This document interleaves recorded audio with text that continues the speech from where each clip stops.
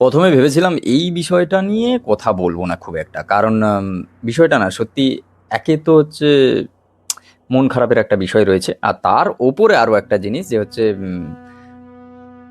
রাহুল অরুণোদয় ব্যানার্জি, যিনি আর নেই আমাদের মধ্যে, যিনি মানে বাংলা ইন্ডাস্ট্রির আরো একটা বড় ক্ষতি বলতে পারো। কারণ তিনি এমন একজন মানুষ ছিলেন, তিনি আর সত্যি কথা বলতে তিনি একজন জ্ঞানী মানুষ ছিলেন, সোজা কথা। মানে ওনার নলেজ আর চার পাঁচটা অ্যাক্টর অ্যাক্ট্রেসের থেকে অনেক বেশি। আর সব থেকে বড় কথা, উনি একজন ভাই অ্যাক্টর, স্টেজ অ্যাক্টর, সিনেমা করেছেন, টিভি অ্যাক্টর বলতে পারো। তারপর সোশ্যাল মিডিয়া ক্রিয়েটার, নিজের বই লিখেছেন। আর তিনি একটা পলিটিক্যাল পার্টির ভাবধারায় বিশ্বাসও করতেন। আপনারা যারা ফলো করেন বা আপনারা যারা রাহুলদাকে চেনেন, তো আপনারা জানেন একটা খারাপ খবর পুরো একেবারে বাংলা ইন্ডাস্ট্রিতে কালো ছায়ার মতো যেন একেবারে ঢেকে নিয়েছে, এরকম একটা বিষয়। তিনি হচ্ছেন তার একটা সিরিয়ালের শুটিংয়ের জন্য দীঘার তালসারিতে গিয়েছিলেন।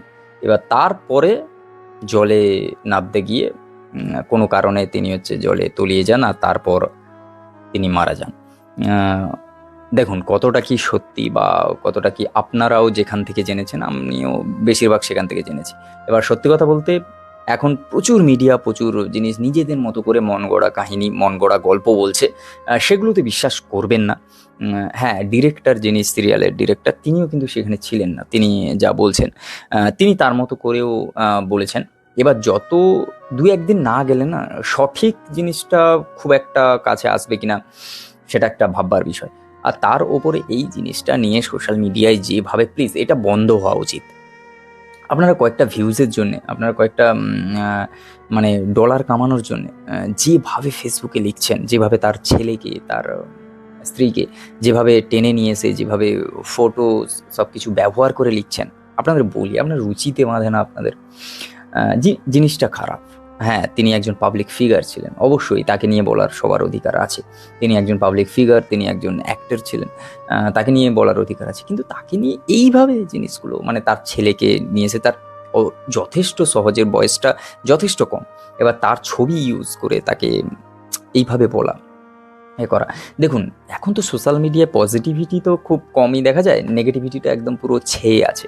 আর সেই জায়গায় দাঁড়িয়ে যখন থেকে এই খবরটা এসছে, তখন থেকে মন গড়া কাহিনী, গল্প, একের পর এক কিছু মানুষ তো আবার তার পলিটিক্যাল কেরিয়ার সেগুলো নিয়ে হচ্ছে যাচ্ছে তাই ভাবে হচ্ছে জিনিসগুলো করছে। বলবো প্লিজ স্টপ দিস। দেখুন, একজন মানুষ যিনি কিন্তু আর নেই, তিনি কিন্তু সত্যি কথা বলতে মানে তিনি একজন যথেষ্ট ভালো অভিনেতা।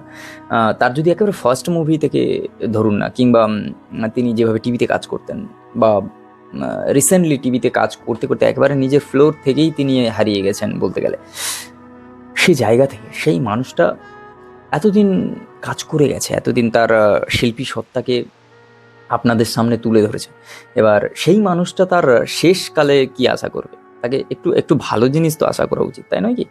আহ, হ্যাঁ, শিল্পী কখনো মরে না, কারণ শিল্পী বেঁচে থাকে তার কাজের মাধ্যমে। তিনি বেঁচে থাকবেন, তিনি অমর থাকবেন তার কাজের মাধ্যমে, অবশ্যই। কিন্তু জিনিসটা ভালো, ঠিক আছে, সবাই সবার মনের ভাব প্রকাশ করতে ভিডিও বানাচ্ছে, আমিও বানাচ্ছি, আমিও পোস্ট করেছি।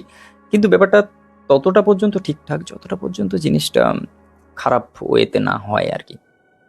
দেখুন, আমরা কেউ যদি আমাদের মধ্যে নাও থাকে, আমরা চেষ্টা করি তার ভালো দিকগুলো তুলে ধরার, ভালো দিকগুলো নিয়ে আসা। একটা মানুষের মধ্যে ভালো খারাপ সব কিছুই থাকবে, কিন্তু তা বলে শুধু জিনিসগুলো খারাপগুলো তুলে তুলে তুলে তুলে এইভাবে করা। তিনি একজন এমন একজন মানুষ, তিনি লাস্ট কয়েক বছর ধরে তিনি সোশ্যাল মিডিয়ায় একেবারে অ্যাক্টিভলি কাজ করছেন। তার একটা পডকাস্ট চ্যানেল আছে তার ছেলের নামে, আপনারা সবাই জানেন, সহজ। এবার পডকাস্ট আমিও রেগুলার দেখতাম, বেশ ভালো। মানে যেভাবে তিনি গ্রো করছিলেন, যেভাবে তিনি কাজ করছিলেন, কি হতে কি হয়ে গেল। এই জিনিসগুলো হয়। ভালো মানুষরা বেশি দিন পৃথিবীতে থাকে না, ভগবান তাদের কাছে নিয়ে নেয় হয়তো, সেই বিষয়টা বলতে গেলে। যাই হোক, যাই হোক, তো আজকের ভিডিও এই পর্যন্ত। অবশ্যই সঙ্গে থাকুন। দেখা হচ্ছে খুব তাড়াতাড়ি নতুন একটা ভিডিও। টাটা।